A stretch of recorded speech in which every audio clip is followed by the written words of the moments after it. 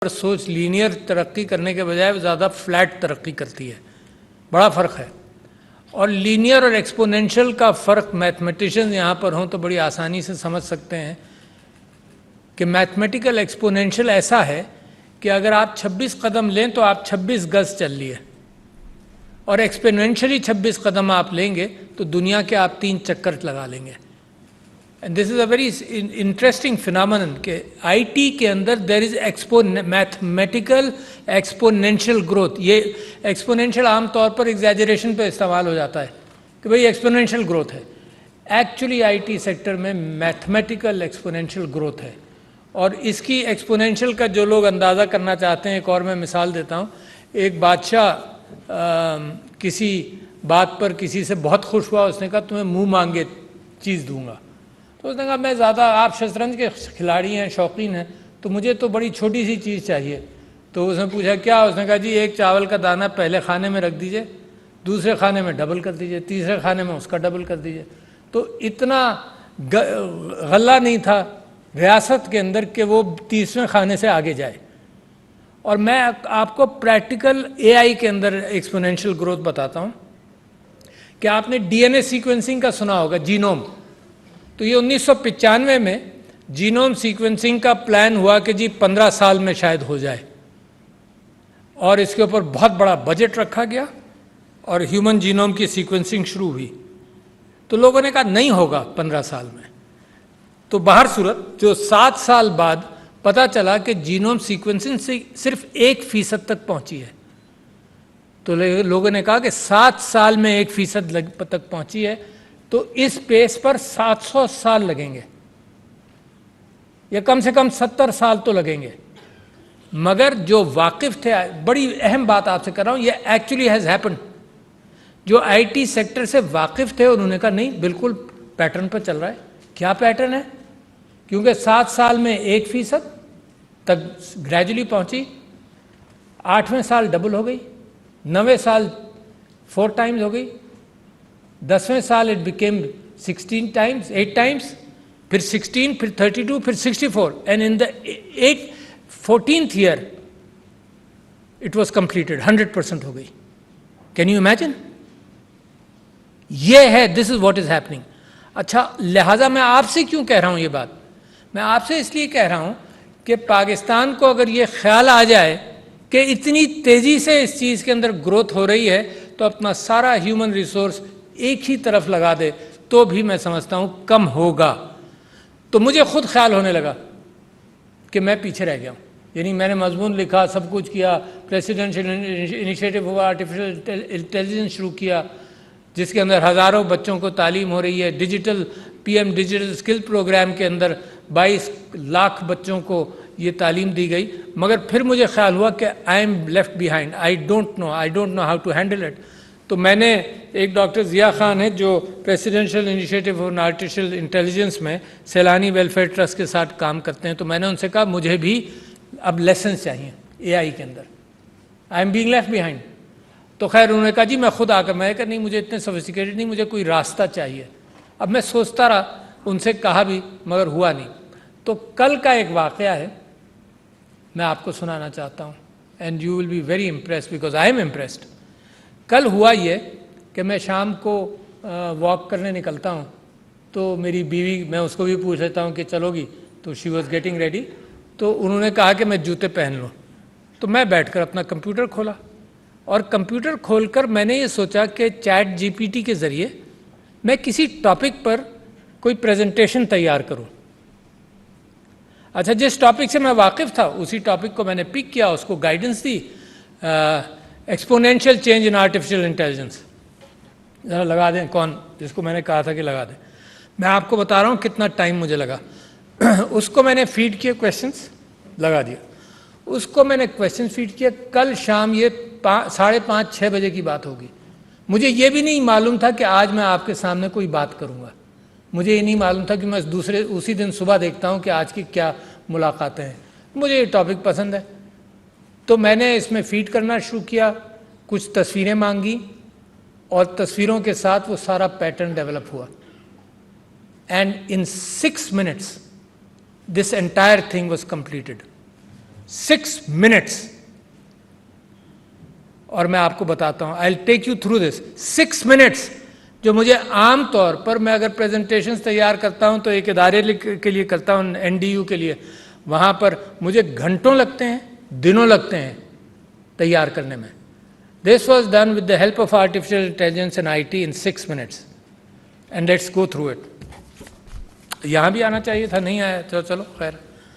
अच्छा जी, मेरा और आइडियाज मेरे हैं। इसकी ये जो तस्वीर बाय डॉक्टर आरिफ अलवी, ये भी कहीं से आई, आई एम नॉट अवेयर। मैंने इमेज मांगा, रोबोटिक को इमेज आ गया है, और उसके अंदर ये मामलात, ये मीट भी आया जिसको मैंने मॉडिफाई करना शुरू किया, and all done in 6 minutes. Next slide. अच्छा, डेफिनेशन ऑफ एआई मैं अब आपको बताना चाहता हूं, ये लोग वाकिफ हैं। अच्छा, मैं क्या चाहता हूं आपके सामने ये बात कर कर एक एक्साइटमेंट क्रिएट करना चाहता हूं।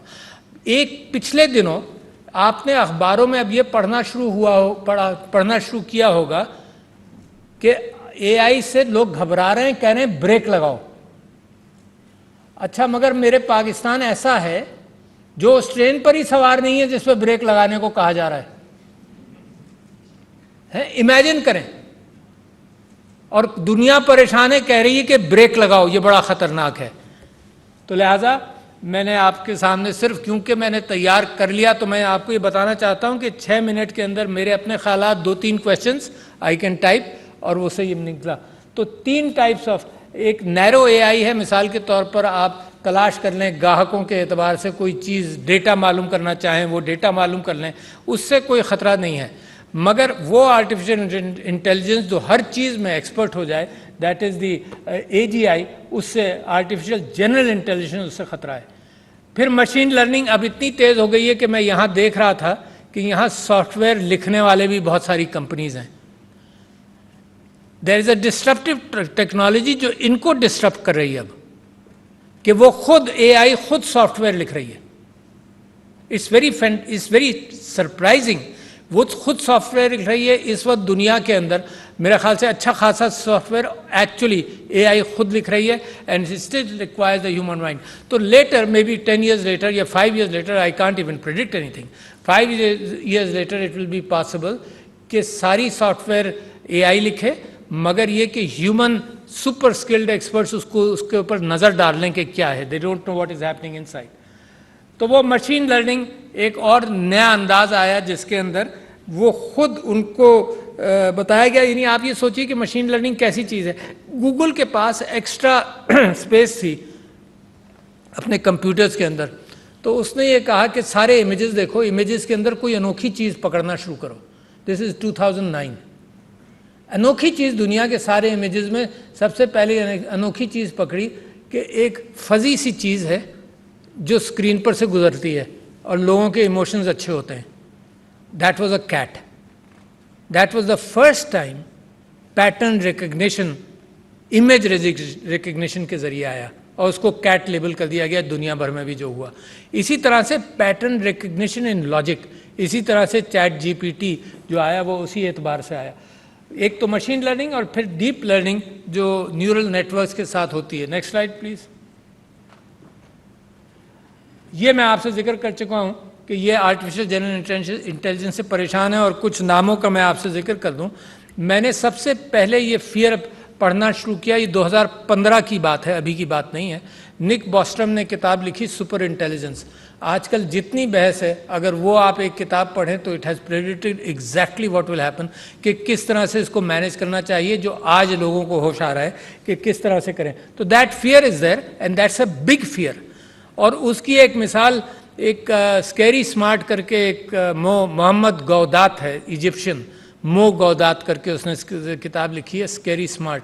उसने कहा कि जनाब ये जो कैफियत इंटेलिजेंस की जो बढ़ रही है एआई की, AI will be a billion times stronger than human intelligence by year 2045 और 2047, बिलियन टाइम्स। उसने ये कहा कि ये बिलियन टाइम्स जो चीज़ स्ट्रांग हो जाएगी, वो उसका कंपैरिजन ये है कि आइंस्टाइन और मक्खी। आइंस्टाइन का दिमाग billion times stronger than the मक्खी। अब इंसानियत ये एक्सपेक्ट करती है, जो मक्खी के लेवल पर 2047 में इंटेलिजेंस में आ जाएगी, ये एक्सपेक्ट करती है कि आइंस्टाइन मक्खी मारेगा नहीं। मक्खी की मोरालिटी और मक्खी की एथिक्स बिलियन टाइम स्ट्रॉन्गर किसी एंटिटी में जाएंगी। तो that is the fear. Next slide पे जाए। मशीन लर्निंग की मैंने आपसे अभी बात की, आगे चलें। फिर डीप लर्निंग न्यूरल नेटवर्क्स का, यानी I am shocked and surprise, और मेरे ये दोस्त तो सब कुछ जानते हैं, मैं जनरल एक एक्साइटमेंट क्रिएट करना चाहता हूँ, लिहाजा आपकी समा खराशी कर रहा हूँ कि न्यूरल नेटवर्क्स का मामला ये था कि सबसे पहले तो कंप्यूटर्स को रॉ डेटा एसेस करने के हवाले से कंप्यूटर बड़े होते गए और रॉ डेटा होता रहा। तो पहला जो चेस कंप्यूटर बना अल्फ़ा ब्लू, उसने रॉ डेटा के एतबार से चेस की जितनी चालें हो सकती थी उनको एनालाइज करके वो मुकाबला किया उसने। दूसरे लेवल पर आया तो उन्होंने न्यूरल नेटवर्क्स के एतबार से काम शुरू किया, जिसके अंदर सारी प्रोबेबिलिटीज़ नहीं बल्कि पॉसिबल प्रोबेबिलिटीज़ को नैरो डाउन किया। फिर अल्फ़ा गो आया, उसने मज़ीद नैरो डाउन किया। तो उसने 6 महीने अल्फ़ा गो ने, एक चाइनीज़ गेम है गो, जिसकी बिलियंस ऑफ प्रोबेबिलिटीज़ होती हैं चेस से कहीं ज़्यादा। तो उन्होंने वो उसको 9 महीने ट्रेनिंग दी, 9 महीने वो सीखता रहा सब कुछ। फिर अल्फ़ा गो 0 आया, जिसने सिर्फ 9 दिन अपने साथ खेला, अपने साथ अल्फ़ा वो गो गेम खेला और उस कंप्यूटर को भी हरा दिया। तो ये जो सिंपल न्यूरल नेटवर्क्स हैं, इसके अंदर सबसे कॉम्प्लिकेटेड चीज़ क्या है? कॉम्प्लिकेटेड चीज़ ये है कि एल्गोरिथम्स जब लिखे जा रहे हैं इवन बाय गूगल, किसी को पता नहीं कि बीच के 2 कॉलम्स में हो क्या रहा है। दे हैव नो आइडिया, उनको खुद नहीं मालूम। और उसकी एक बड़े मज़े की मिसाल दूं कि फेसबुक ने एक्स्ट्रा कंप्यूटर टाइम को हैंडल करने के लिए उसने कहा कि उसने चैटबॉट्स बनाए और चैटबॉट से कहा कि एक बॉल बेचे और एक कोई और चीज़ बेचे, आपस में ट्रांजैक्शंस करते रहो, बॉल्स का और कुछ और किसी और चीज़ का। Within month they realise कि ये आपस में जो बात कर रहे हैं ये हमारी समझ में नहीं आ रहा। It's a strange language. They generated that language themselves. They were talking to each other in a language which was not understood even by the programmers. तो उन्होंने जल्दी से उसको बंद किया, क्योंकि ये कम्युनिकेट आपस में भी करना शुरू हो जाएंगे। तो मगर ये सबसे बड़ी स्ट्रेंथ है फ्यूचर के अंदर कि इंसान के दिमाग के अंदर जो न्यूरल नेटवर्क्स हैं वो भी इसी तरह से जमा करते हैं चीज़ों को। आप को शायद सिर्फ ये मेंशन कर दूं कि इंसान के दिमाग में 100 बिलियन न्यूरॉन्स हैं